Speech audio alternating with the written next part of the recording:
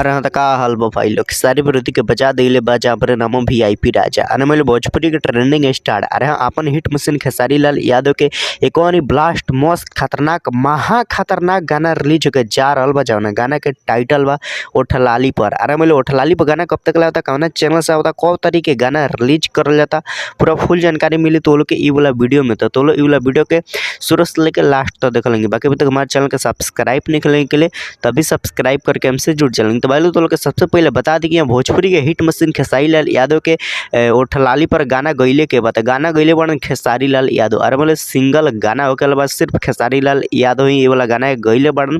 बाकी तो लोग वीडियो के फॉर्मेट में देखे के मिलियन खेसारी लाल यादव और रक्षा गुप्ता। और वाले खेसारी लाल यादव और रक्षा गुप्ता के साथ वाला गाने के बहुत ही खतरनाक वीडियो शूट करल गल बा।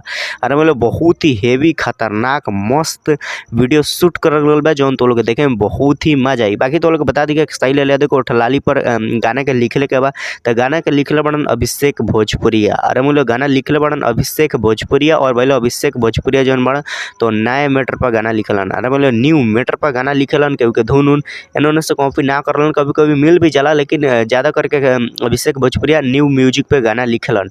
बाकी तो लोग वाला गाना में म्यूजिक सुने के मिली जय गुरुदेवा के। अरे मतलब म्यूजिक डायरेक्टर बन जय गुरुदेवा। बाकी तो लोग वाला जौन गाना बताओ ग्लोबल म्यूजिक जंक्शन के यूट्यूब चैनल पर सुने के मिली। अरे बोले ओठलाली पर जौन गाना बताओ ग्लोबल म्यूजिक जंक्शन के यूट्यूब चैनल पे सुने के मिली। बाकी तो लोग बता दी कि खेसारी लाल यादव के ओठलाली पर गाना कब तक ले रिलीज होता था, तो गाना जौन बताओ 12 तारीख है। अरे बोले यही 12 तारीख के सुबह 7 बजे खेसारी लाल यादव के, वरना 7:30 में ग्लोबल म्यूजिक जंक्शन के यूट्यूब चैनल पे गाना रिलीज कर दे।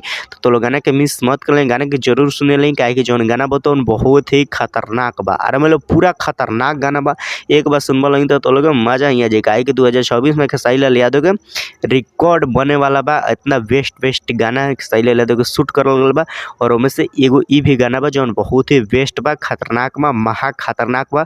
तो लोग गाना के मिस मत कर ले। लेकिन 12 तारीख के 7:30 में ग्लोबल म्यूजिक जंक्शन के यूट्यूब चैनल पर रिलीज हुई 7:30 में। बाकी तो लोग वाला वीडियो कैसा लगल, अच्छा लगल तो लाइक कर लें, चैनल के सब्सक्राइब कर लें, वीडियो के शेयर कर लें। और बाकी लोग तो लोग भी खेसारी लाल यादव के फैन बढ़ा लें तो एगो अच्छा सा कमेंट जरूर करे लें। बाकी यहाँ तक वीडियो देखला लें तो देखे खातिर बहुत बहुत धन्यवाद दिल से।